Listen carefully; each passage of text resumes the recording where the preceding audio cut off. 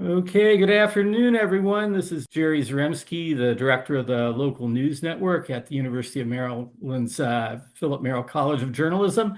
Welcome to our latest webinar in our series, The Business of Journalism in the Age of AI. Today, we're going to be talking about using AI in innovative ways to reach new audiences. And we've got three very interesting presentations from three very interesting panelists. First will be Stacey Decker, the director of the Capital News Service Audience Engagement Bureau. Next, Shuning Liu, assistant professor of media, democracy, and technology at Merrill College. And last but certainly not least, Emma Patti, the vice president of content at Lehigh Valley Public Media. So, Stacey, why don't you take it away? Thanks. Let me just pull up my presentation here, and I want to make sure I get the right window. I think it's this one, and I want to share sound as well. So thanks for being patient with me, folks. I'm here to talk to you about generative AI and audience engagement. So whether you should and how you can use AI to produce content that helps you reach and engage audiences. Um, Hopefully you can see my presentation and everything's going good. As Jerry said, my name is Stacey Decker. I work at the Philip Merrill College of Journalism, where I'm the director of the Capital News Service Audience Engagement Bureau. Capital News Service is a publication that runs out of the journalism school, and every semester I work with roughly 8 to 10 students on how we can reach and engage our audience of Marylanders. I'm going to start out with some examples of AI use, and then I'm going to talk about how audiences feel about AI use. And hopefully that will help you in driving your decisions about strategy. My first example here is from cleveland.com, and hopefully the sound will work. How is it that in Ohio you have to be 18 years old to vote, but you can marry at age 17? Laura, is that about to change? Yes, and this is the Senate and the House seem to be agreeing on this. And when I first saw this, I was like, do we really need this law? Are people getting married at age 17? But the witness testimony in this case, in this bill, has completely won me over. So it's only been since 2019 that we As you can see, this was a really interesting experiment from Cleveland.com using AI avatars to deliver the news. If you hated it, you weren't alone. It was pretty critically received by the audience. The editor of Cleveland.com actually wrote a letter to readers about this experiment, calling it an experiment, saying he's not sure if they will continue with it, but also saying that they weren't really going to use social media comments to gauge the success of it, especially comments on X. And that's probably because the comments on X were something like this. This is the worst thing to come out of Cleveland, and that's saying something about a city that's also home to the Browns. And actually, this was really one of the few comments that I could actually screenshot and use in this webinar. So sorry to any Browns fans out there. I have another example for you of also kind of bad AI use. So this is an ad from REI, so not a news organization. And this ad went up, it was actually, I think, only about a month ago. And right away, some folks noticed some issues with the bike in this ad. If you look closely, it has some interesting customizations. With the handlebars are back where the seat is. So also some backlash to this ad. REI is using AI slop now, so much for caring about the environment. So some reactions from people who, associate REI with an eco-friendly sort of brand reputation. I mean, is it really cost prohibitive to take a picture of a real person on a bicycle is another comment. So people actually asking to see real people in their ads, in their images that they get in their social platforms. And actually, this is a real person. The fitness model who was used in this ad, her name is Amity Rockwell. She responded wondering why they actually AI deep fried these images. And actually, if you look up Amity, she's a really sort of badass cyclist, and who has a lot of pictures of her online actually being a real person and actually really riding a bike. REI said that this was the fault of an automatic tool in the Meta ad system, Meta Business Suite, that was accidentally turned on, and they have since turned it off. So I guess this is a cautionary tale to watch out for those AI enhancements that you'll sometimes see in digital tools, and make sure you know what's turned on and what's turned off. So let me get into some different audience opinions on AI and AI use. First things first, I'm not sure if you know, but when it comes to generative AI, which is using AI to generate images, text, etc., we are in the trough of disillusionment, and that's according to this Gartner hype cycle. The hype cycle really measures enthusiasm about a new and emerging technology, and you can see a lot of folks are disillusioned with generative AI, and it's going to be probably 2 to 5 years before we reach the plateau of productivity for generative AI, which really means there's mainstream adoption. So, in addition to the concerns about the environment, the concerns that AI is sort of perpetuating job loss, there's just general disappointment and skepticism about generative AI. Also, something to consider when you're thinking about how you want to use AI is that audiences today are looking for authenticity and human connection.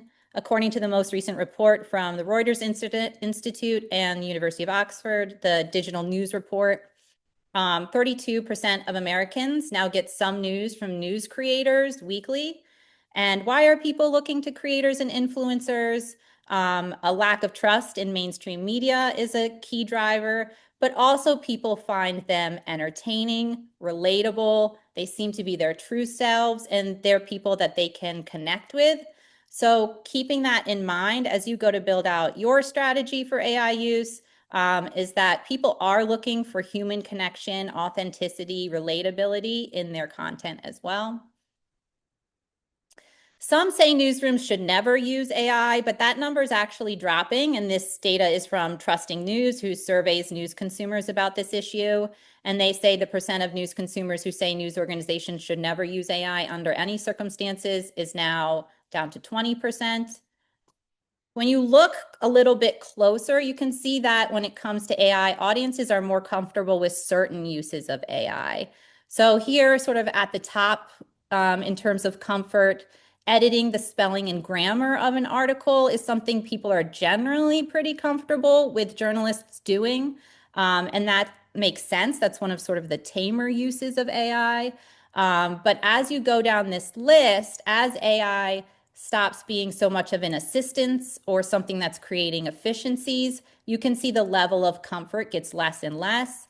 Down here at the bottom is creating an artificial presenter or author. That's something that there's a good amount of discomfort with, and you can see that reflected back in our example from cleveland.com. News consumers want AI use to have guardrails, and that number is actually growing. So this again is from Trusting News. The percent of news consumers who say news organizations should only use AI if they establish clear ethical guidelines and policies around its use. Now 72% of news consumers say they want organizations to have those guidelines and policies. So what can you do with this information? One thing you can do is establish AI guidelines that align with your organization's mission and ethics. If you don't have these already, I would, based on the research, focus on ways AI can assist, can create efficiencies, and be useful to the audience. Don't cede your best talents to the robots. That's a direct quote from one of my colleagues here, Adam Martin. And his point is that if you have folks on staff who are especially skilled at certain things, like maybe writing, maybe visuals, maybe making people feel something, maybe finding untold stories, maybe doing investigations, those talents should be things that you invest in. and don't sort of cede to the AI tools. Establish a human in the loop approach. So make sure there's humans at various points in your workflow. So humans writing prompts and humans, of course, scrutinizing the output of these different AI tools before you go and post them. Like maybe that would have helped REI. I have a few more tips here, and I also have some helpful resources on creating these AI guidelines. Another thing you should do is understand and engage with your audience. Make sure you find ways to gauge your audience's comfort with AI use. You can survey them or interview them. And you can educate your audience about your AI policies. Just posting your AI guidelines in some corner of your website might not cut it. You might need more to bring transparency to how you use AI and why. And that is true in other parts of your journalistic process. Bringing transparency to how you do your work can help with building trust among the audience, which obviously we are in a time when there's sort of all-time low trust of mainstream media among audiences. Help your audience develop their AI literacy. So maybe help them spot deep fakes or understand when images have been altered or which AI tools they can trust the most, those sorts of things. Those are things you can do and audiences really appreciate. And also, prioritize human connection. So look for ways to show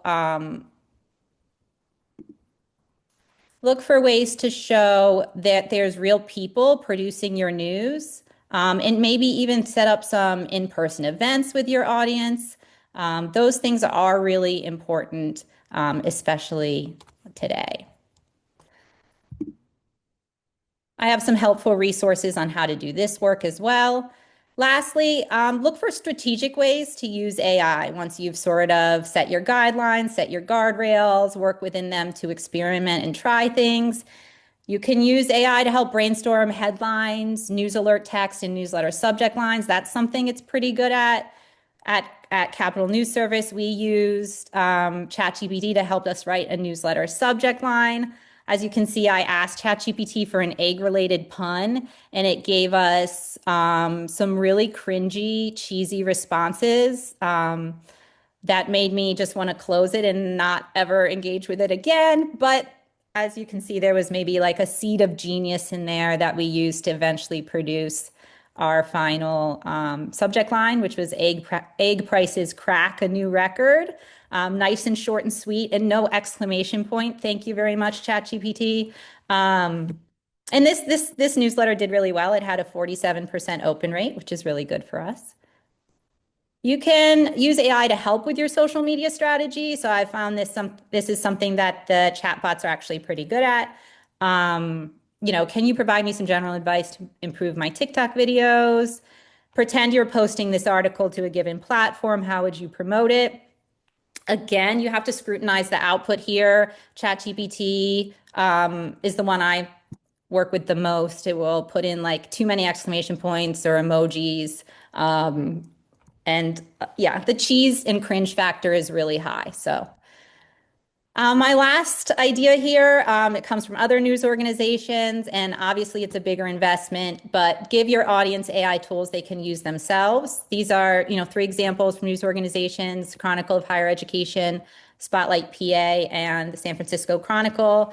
So for example, the San Francisco Chronicle has a chatbot that can tell you the perfect place to eat right now in the Bay Area. So super audience-driven use of AI. That's it for me. I have this presentation as well as some additional links in a Google Doc that's linked here. And thanks. I'm looking forward to hearing any questions you guys might have. All right. Thank you, Stacey. Shuning, take it away.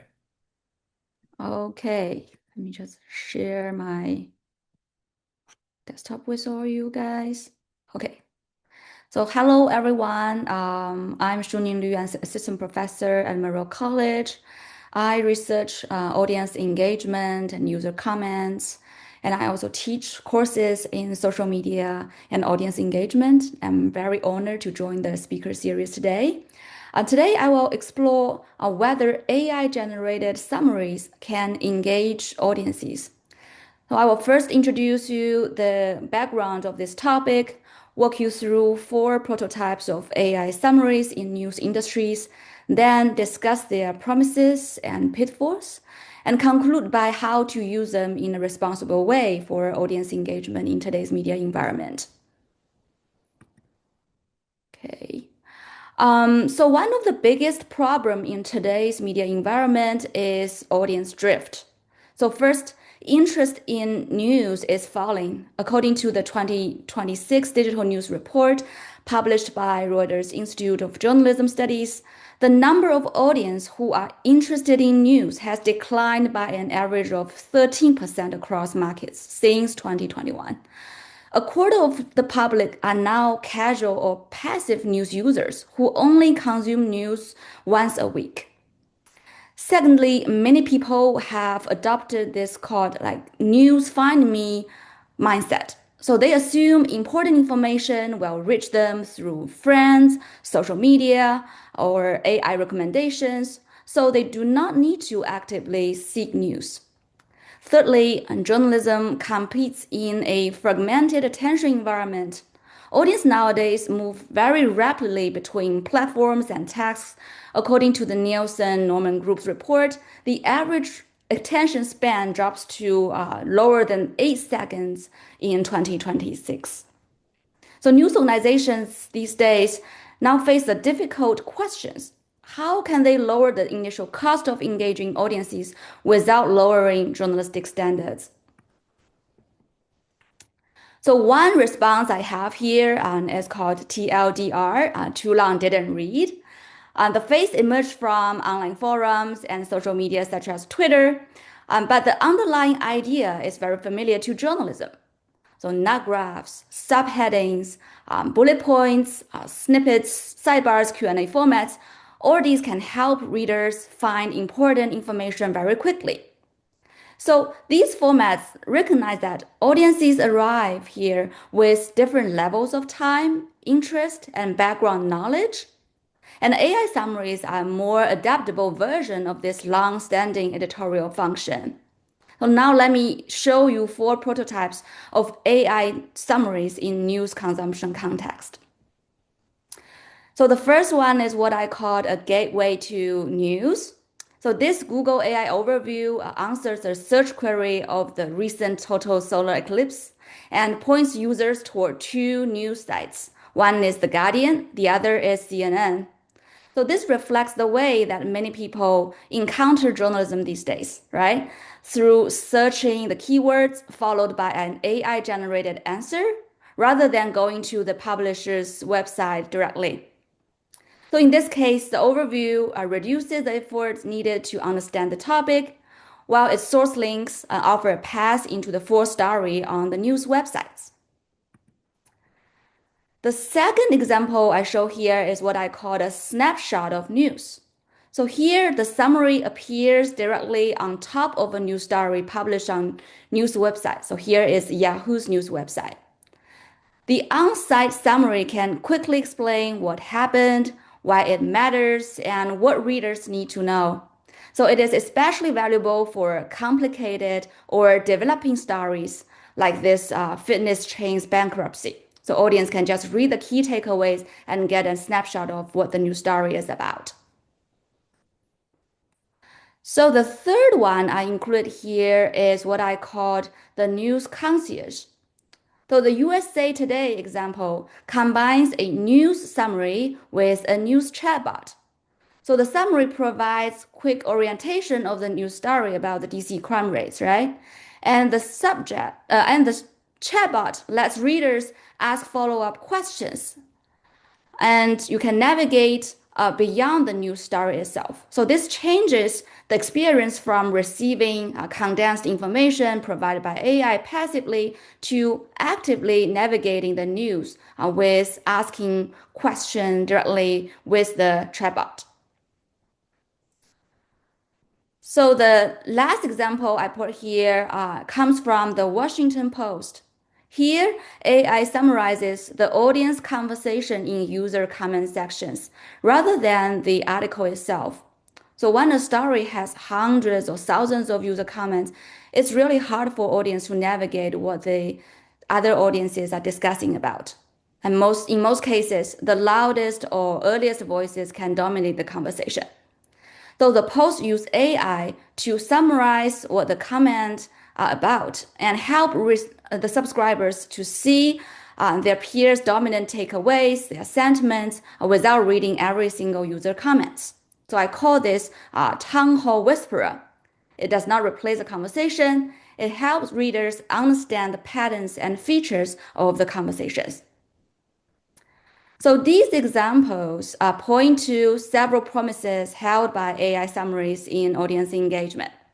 First, it enables wider audience engagement. So these summaries may increase the visibility of journalism on search engines and news websites, helping publishers reach audience who do not normally visit their homepages. Second, these AI news summaries enables deeper audience engagement. Summaries can give readers enough orientation to approach a full article with greater confidence. So the research cited here suggests that summaries can improve comprehension and encourage high-intent readers to click through the full news articles. So thirdly, AI news summaries facilitate higher quality user engagement.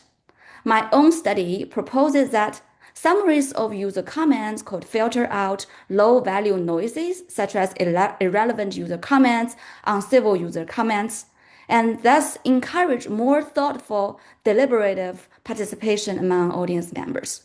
So the potential progression is very clear. More people encounter journalism, and interested readers understand it more deeply, and communities discuss it with more constructive manner. However, these promises come with serious risks. First, external summaries may reduce web traffic. The study cited here claimed that a top-ranked site can lose about 80% of its traffic when it appears below a Google AI summary. That threatens the publisher's ad revenue and subscription numbers. Secondly, AI can hallucinate. Once source material is missing or ambiguous, a model may generate plausible but false details.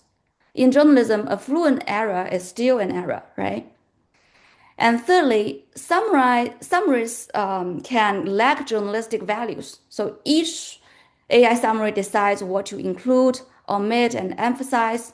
Research on immigrant news coverage actually shows that AI summaries has a tendency of selective omission, source prioritization, and problematic condensation.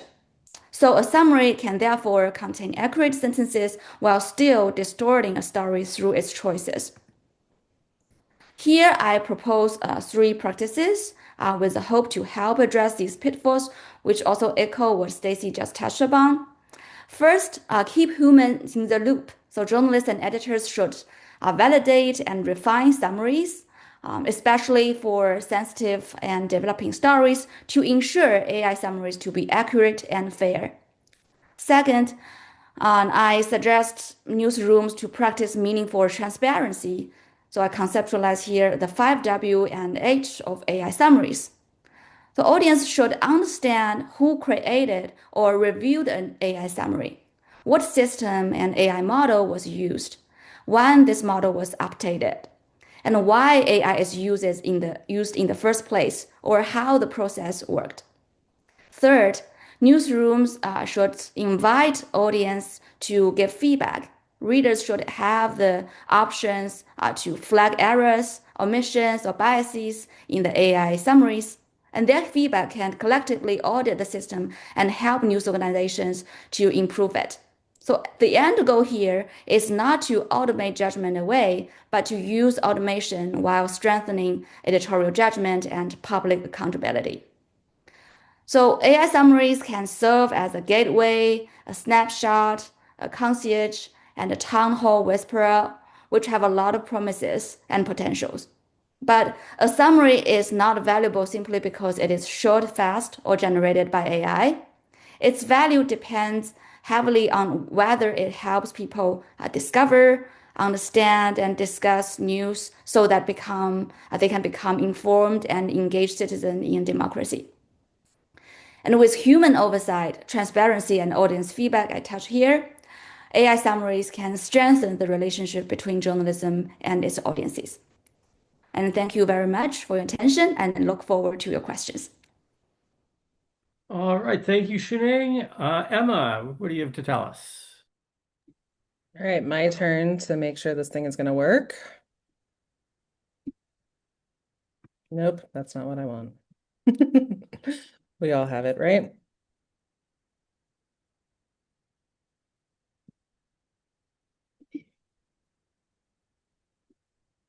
How's that? All right. So my name is Emma Patti. I am the Vice President of Content for Lehigh Valley Public Media, which is a NPR and PBS affiliate. Previously, I was at the Baltimore Banner and have been an adjunct professor for Maryland for quite a while now. So I'm going to specifically talk about how AI can help in audience engagement and reaching new audiences through personalization, recommendation, and then also some underlying audience research. And I want to emphasize here, especially with my little graphic, that AI is part of the toolkit. It's not the whole toolkit when we're talking about how to reach new audiences. So I'm going to go through a series of examples where we have seen interesting innovations in using AI. First, I want to talk about Culinary Compass from the Minnesota Star Tribune. This was a LinFest funded project, and it was a great intersection of where AI and editorial kind of met. They did a workshop with staff and surfaced what readers really wanted, which was, a guide and a way into their editorial content on food. People wanted a way to understand like what's the best place to eat. We all know that food is such a huge driver of traffic and engagement in local news. And so they wanted to add a AI layer on top of their food guide or their restaurant finder to help people find things easier. So the AI extracts data from reviews and everything that they've written about it, and it surfaces a quiz. And so you go through and it asks you, oh, are you more of a jeans and t-shirt kind of person, or do you like to dress up when you go out? Or do you have, it asks if you have kids, or maybe do you like the white tablecloth, or is that really like not your thing? And after they grew through a series of like really conversational questions, it gives them the recommendations. And so this was a beta with 150 plus restaurants. I mean, all the restaurants were handpicked and handwritten by the food team. And really the only part of AI in this entire thing was the overlay and one line of AI generated text that said why we picked this. And it was really just telling you based on the quiz results. So this is a great way to use AI to bring people in, engage them with the work that you're already doing, and help surface things that are more relevant to them. Because we know if we can get those audiences in a funnel where they are intrigued by the content you have, it creates more habit, and thus you get more readers and long-term readers, right? So here's a couple more innovations or experiments with that. So in Germany, I am not even going to pretend to try to pronounce this organization. We're just going to call it BR. They used Whisper AI to transcribe regional broadcasts and then matched place names against over 2,000 map locations to try to auto tag segments of audio. And that way, as a user is going on the site and you have some information about their location, the users then get modular geotag news for their own area instead of just like one big feed that they have to sort through.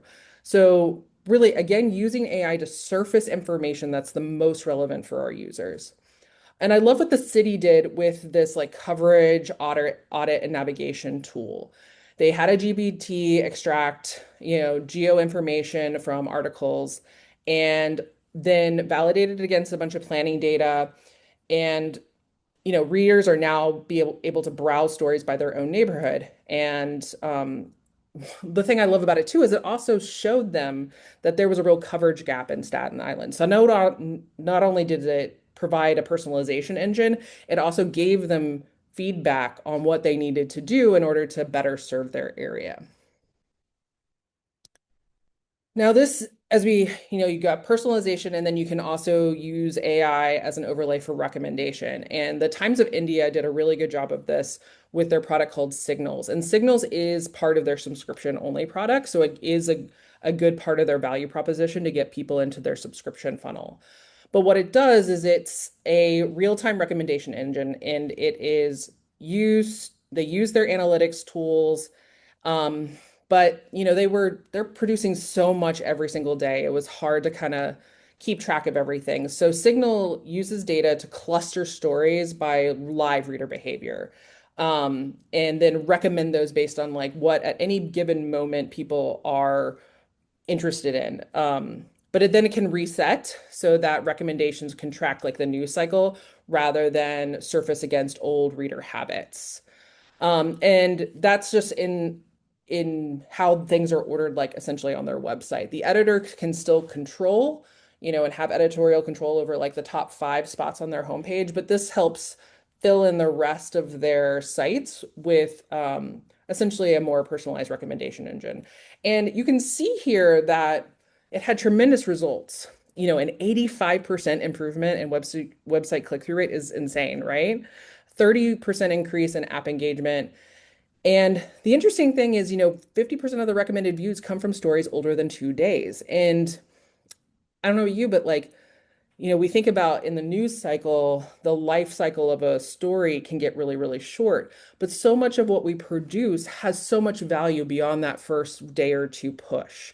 And so this really helps also bring that really valuable content back up and give it to people over and over again to increase the life cycle of those stories. So I say that recommendation and personalization is only as good as the data you have underneath it. And so I want to talk about, I'm going to pivot a little bit and talk about some audience research and a project that we did at the Baltimore Banner to help figure out how to serve our audience better. So when I was at the Banner, this was like last year, I was really kind of unsatisfied, honestly, with the way that we were able to dig into our data. We could see, yay, sports is popular, or yay, breaking news is popular. But that doesn't really give you enough information to really understand what about the pieces of content that we were creating was really driving the traffic, and especially more importantly, what was driving habit and subscription conversion. And we know just from years and years of experience that certain things are better than others, right? We know that explainers, for example, in breaking news situations can be really valuable. We know that people love a good guide. The amount of guides I produce over my career is a lot because we know that they drive habit and people love them. So we set on a quest to essentially train an LLM to identify 10 different content types. And these were the 10 that I came up with at the time. It was deep enterprise, explainer, analysis, feature, profile, spot news, guide, solutions, general coverage, and trending. And I wrote like extensive descriptions of what these mean. We used a pretty large prompt and put all of those descriptions in and then tested several different models to see which ones would do the best at identifying these content types. And we started with like just a single topic. We started with 1400 Oriole stories. It just happened to be that at the time as our like little experiment. And then I personally went through and hand identified all 1400 of those stories as a check. We had an AI versus human check. It was a little funny. We called it Emma AI versus regular AI. And we did this all in a span of 3 weeks. We're talking about going from identifying taxonomy, doing many, many layers of prompt engineering, model testing, human evaluation to operationalization in literally 3 weeks. So this was a year and a half ago. So it's only imagine what we could do more now. And so this is how the models performed. You can see that Claude Sonnet ended up being the most accurate at the time. Um, and we called the trained professional 80%. I had another counterpart also hand identify stories, and we checked it against each other to see what our accuracy rate was against each other. And then also wanted to identify what the price per story was so that we could again make sure that this was going to be a viable product. And then after, again, more testing, we added primary and secondary classifications. So, I mean, we know that spot news, things can sometimes be a little murky, right? Like it could be a spot news piece. It also could be an an explainer that we put out at the same time. Like, so sometimes things get a little murky. So we added multiple layers of classification. So like this is the primary, this is the secondary. And after we did that, the sonnet accuracy actually rose to about 90%. So pretty accurate versus especially a human. Um, and then this is kind of what it unlocked. And we did use the Financial Times user needs mapping too as a way to add layers of data onto this. So they have what are the the the needs that you're trying to meet? What are the the actions you're trying to take with the story? Like, are you trying to divert someone? Are you trying to educate them? Are you trying to give them perspective, etc.? And so those were a layer onto the data as well. And we saw that like feature divert me was the highest for reader conversion. Profile educate me, and you can see here the top things that were the highest for reader conversion.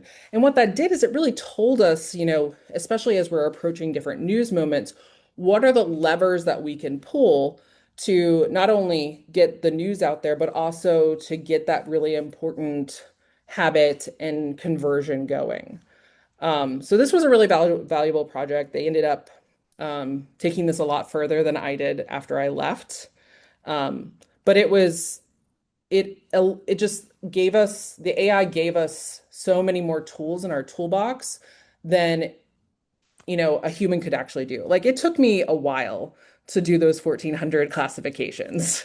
It took my counterpart a while to do those 1,400 classifications. So you can imagine going against an archive of hundreds, thousand articles. It would take a long time for a human to actually do that. So the AI did it in about like 8 minutes. So you can see here that like it was really valuable and then helped us then figure out then how to reach new audiences and convert people better. Here's some other ways that I have, and then other places are reaching audiences at scale. That says reading audiences at scale, whatever. Um, I am a big fan of Sprout Social. It's a social media monitoring tool, and that I used when I was the executive editor of Atlas Obscura. So what it does is it does dynamic listening. You can set up a bunch of parameters in the back end. And it monitors comments and social replies and categorizes them by sentiment. So you get kind of a good running read on what your brand sentiment is at any given time. Um, and sometimes it's not perfect. Sometimes you have to recategorize things. It doesn't do a great job of like reading through sarcasm, for example. But all in all, gave us a pretty good idea on any given time how we were doing. And then I wanted to flag this one as well, because this is an amazing use of AI for analysis. BBC's team used AI to sift through tons of social media and news and video during the Ukraine war reporting and uncovered crazy details about the Russian military unit. And it led to an award-winning documentary. So I look at AI as a tool to unlock things that we haven't had the resources to do before, so that then we can, as journalists, can go and do the reporting and putting together the pieces of content that really matter. I think we all want to make sure that we have like those caveats in here, right? We know that AI written content does have an effect on engagement. I cited this Center for Media Engagement survey. I also have my own personal like experiment that we did at Atlas Obscura where I did a 6-month test of having custom GBTs write social media language. And versus like a human writing social media language. And the engagement dropped 50 to 60% when using GPT generated language, no matter how many times I tweak that GPT. So people can tell, right? Um, Generally people say it's not as they're not as favorable, it's less trusted. They miss those really important labels that even if you're trying to have transparency, you put on there. So you just have to be really careful about how you implement AI written content if you do, because I know it's been really popular to do like summaries and stuff like that, and it can be done really well. But sometimes it just misses the mark. And so my big takeaway here is like personalization, recommendation, audience research, they all run on the same fuel, knowing your content and your reader well enough to act on its scale. So again, it is a piece of, or it's a tool in the toolbox. It is not the whole toolbox in order to unlock audience engagement and audience reach. So thank you. I also have a list of sources and I will post my presentation in the chat. Okay, Emma, thank you very much. Thanks to all of you. Those were all great presentations. Now, for the audience, if you have a question about what we've just seen, just please drop it into the chat and I will be asking it for you. But while we wait for some of those questions to arrive, let me just ask Emma this. I'm really fascinated by your example from the Times of India. Have you seen anything like that in the United States? And do you think that would be a good idea for news organizations in the US to pursue that path? I mean, I haven't seen it in a designated product like the Times of India has, especially one that is like a monetized product. Like Signals is literally a subscriber only product, which I think is a really interesting way to unlock that engagement. It's like, hey, you can have our regular content, but if you really want better stuff from us, you have to pay. I feel like a lot of news organizations are using AI engines for recommendation, just not productizing it. I mean, I know that we use tools at the banner all the time to try to figure out how to surface content in a better way and make it more valuable for that user. It's really like bringing that into an actual signified product that I haven't seen in the US as well. Okay, great. Um, Here's a question from the audience regarding AI-generated summaries of reader comments. There are many paid online trolls posting for specific groups. If media outlets use AI to summarize reader comments, many come from these trolls. Does that really help public debate and democracy? Shuning, do you want to take a stab at that one? Thanks for the question, Jane. I think this is a really deep-thoughted and invoking questions because when I was researching like online user comments, I found a lot of people post like trolls or uncivil comments online to get attention or to just make the debate uh, heated. And I think this can be kind of divided into like two levels of thinking. One is the tone. Uncivil or is the substance uncivil? Like if the tone is uncivil, but the substance itself is still meaningful, I think such conversation should still be included in online conversations. And using AI summary to summarize those type of comments, and these AI can actually extract the substance discussed and using like the maybe the users are really passionate or enthusiastically discuss about the substance or they show angry, right? They show anger toward this topic. But if the substance is intolerant, right? It has like such as sexism or maybe some discrimination towards certain social groups, this kind of comments should be filtered out, especially in the public forum, because it can dampen those marginalized group. So I think it is very important for the news organizations to use AI to distinguish between the substance and the tone of these online trolls or civil comments so as to kind of keep the substance there and then still keep the conversation going. Would you recommend at all that AI summaries be used for stories rather than just for the reader comments?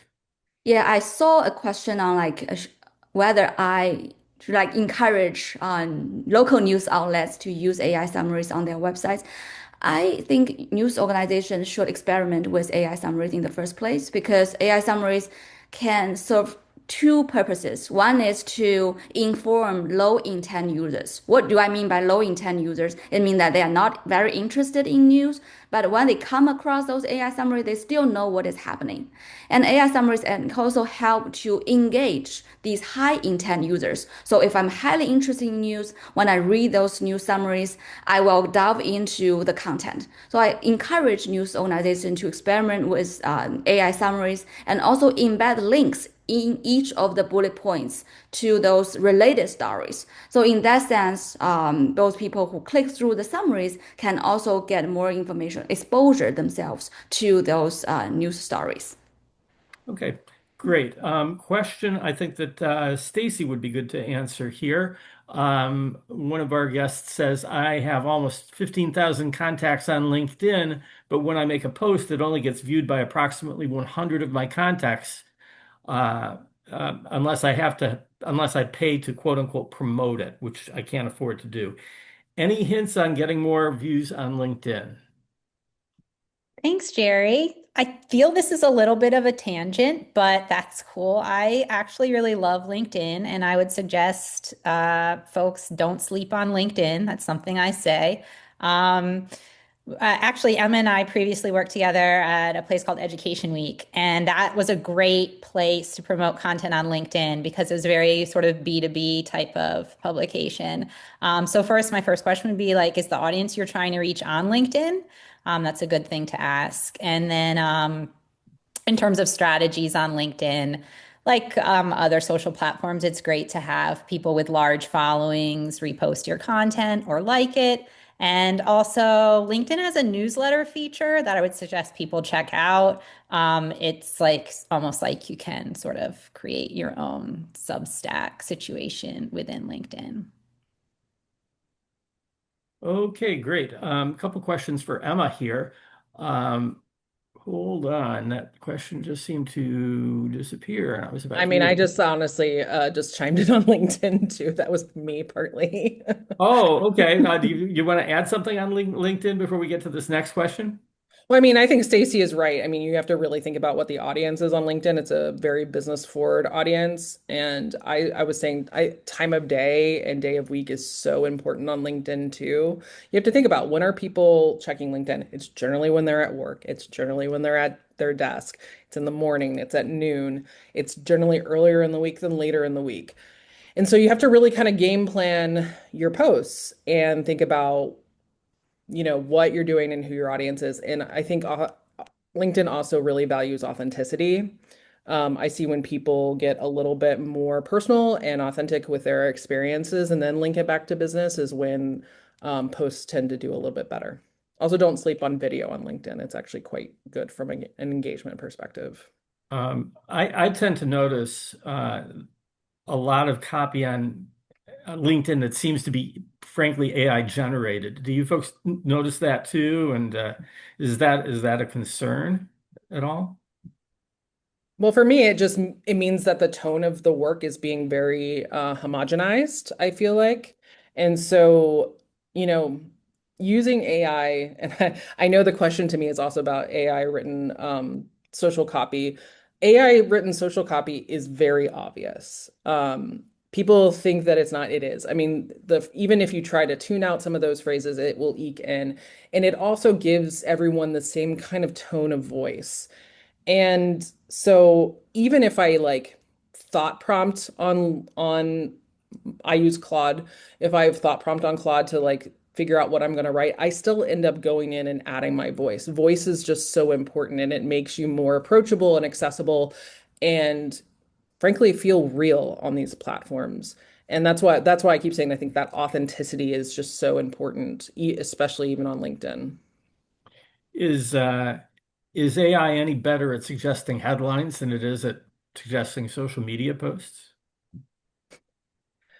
I mean, I can answer this. I'm sure Stacey and Shuning have opinions too. I think it's a good thought starter.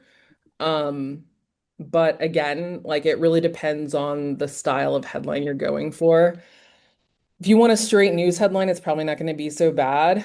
But if you want something that's a little bit more voicey or quippy, then I find that it falls flat.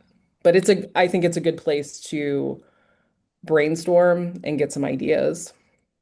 I don't think I've Yeah. ever used an AI headline straight out of the box. Yeah, I get the sense that AI does not have a sense of humor at all, and that's one thing that can then limit its use on headlines, for example. Shuning or Stacey, do you have any thoughts on that question? Yeah, definitely. I do sometimes ask the AI tools for headline help and, maybe take some inspiration from there. Another tool I've used for headline help is within Slack. There's a Slack app called YesEO, and that will give you all kinds of little help to promote your content, including suggesting new headlines. And then I don't know if Emma remembers this, but one of the successful things I've done in the past is to have a Slack channel dedicated to headlines where you have editors and reporters make their own human-generated suggestions that people can vote on or tweak. And so that's like another good strategy to use to get to a good headline. And you can put the AI-generated ones on in there and see what people think about them as well. So actually having humans in the loop in your headline writing process, just to bring it back. Okay. Question for all three of you, I think. Any ideas about using AI for covering local high school sports? Oh, I've been there, done that, and it did not work. Ooh, tell us how it does not work. We did so many experiments in the beginning at the Banner to figure out how we could be probably in too many places at once. And one of those was using an AI tool to try to like scrape sports websites and generate like little game stories. But the thing is like your audience doesn't really want the game story. They want those like human stories. They want the profiles of the kids. They want to hear about, what it takes to be a top high school sports athlete. And so we did a similar experiment with real estate too, trying to like do rounds up of real estate and stuff like that. Here's the thing. I mean, you have to think about like what is your audience actually wanting out of this content? They can get game scores and stats from so many different places. Those AI things already exist and they're much better than anything that we are trying to build in local news. So that's just not our lane. And I think we all have to be okay with staying out of the lanes that maybe we're not supposed to be in and then concentrating on the places that we can do better work. Um, and so this is where I say like keep the AI out of it. And if you're going to commit to high school sports, have a good like human driven strategy and really listen to what those communities actually want from that content. Okay, anybody else have any thoughts on that? Yeah, I think another way for just using AI for local like high school sports is to use AI to mine audience data. One way is just to like, for example, go to TikTok to see the hashtags and to see what content is trending and using AI to find those trending topics and identify potential stories or potential athletes. Sometimes those organic content online will be very helpful for journalists to find some unexpected or new stuff. Okay, a question for Emma here. Can AI reliably pull together local restaurant menus? No. Again, like you have to think about how are menus. So first of all, restaurant menus are not universally posted. They often go out of date because restaurants don't have a lot of manpower and capacity to like constantly update things. They often will do it on their social media. And especially when you have this rise of farm to table restaurants that really change their menus sometimes daily, weekly, monthly, like it's it would be a pretty hard task to pull that all together because you would have to scrape a million different sources and do it all the time in order to actually get all of that data in one place. Is it possible? Yes. Have I seen it done and done well? No, I have not. That's why I really like the culinary compass concept because It doesn't pretend to do anything. It just gives you a layer over top and gives you a different entry point into content that's already validated and reported and human driven. Okay, here's a very good question that I think you all might want to address. With people switching from Google search to AI search, how do you feel about optimizing text for AI search? I guess I can start.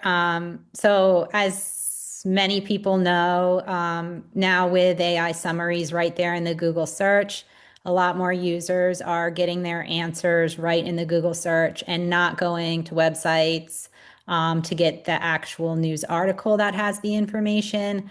This is problematic for a number of reasons, and a lot of publishers are losing site traffic because of it. I've seen research that actual prompts, news related prompts in AI chatbots themselves have gone up exponentially in the last couple of years. So people are even going right to ChatGPT or whatever their AI tool of choice is and asking about news events right in there. So that's something that's happening more and more. Actually, the latest Reuters digital news report showed that 6% of people say they got news from an AI chatbot in the past week. So not a lot there. But I think we're all seeing it in terms of like site traffic. At Capital News Service, we do see like ChatGPT is now in our top 10 referrers. I think it's really important to have information that like quality information in those AI summaries for people. So I just think it's another point to write evergreen content, explainer type content, to get good answers to show up for people and to get it to link back to your site as much as you can. And so I think if you have folks on staff who were previously focused a lot on SEO, that it does make sense for them to divert some of their energy towards what we're now calling AEO. But that, I guess that's my sort of general answer after that. Emma or Shuning wants to chime in. Yeah, I can add something to the kind of the new trend of AEO, like how to write the answer that is more searchable or more likely to be archived by LLM. One way is to do some like auditing by your own. Like for example, you can ask what is like how long is the total solar eclipse by entering the questions to Google Gemini, and you will see like what kind of content are more likely to be kind of reflected by LLM or recommended by LLM. So this is what we call like LLM auditing. Like you can audit the system by type the questions to summarize the characteristics of those content that can be highly likely be archived by those LLM. So one type of content that is kind of retrieved by those large language model is Q&A formats, though it's not a very nice news writing formats, but still it is because of its like clean format, it's much easier to be archived or like retrieved by LLM models. Yeah. Okay, I think we have time for one more question, and I'll just let any of the three of you respond. What are your thoughts on Scripps' recent move to embrace an AI-driven 24-hour streaming model?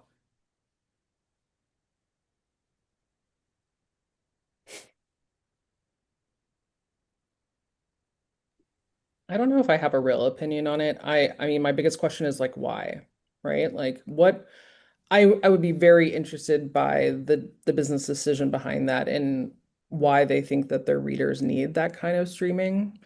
Um, I I obviously can't speak for their business model, but it certainly is questionable to me. Okay. All right. Well, that pretty much brings us to the end of the hour. Thank you all for joining us. Thanks to our three wonderful guests here. Also, I just want to make sure that I invite you all to our next webinar, which is on September 11th at noon. It's on the media startup landscape. Who's paying for what? And again, you can register. I dropped the entire link to the webinar series into the chat, so you can scroll back and find it. If you didn't grab those presentations, we can get them to you. So if the guests could just kind of email them to me as well, that would be good. And with that, I will say to everyone, thanks again and have a great Friday.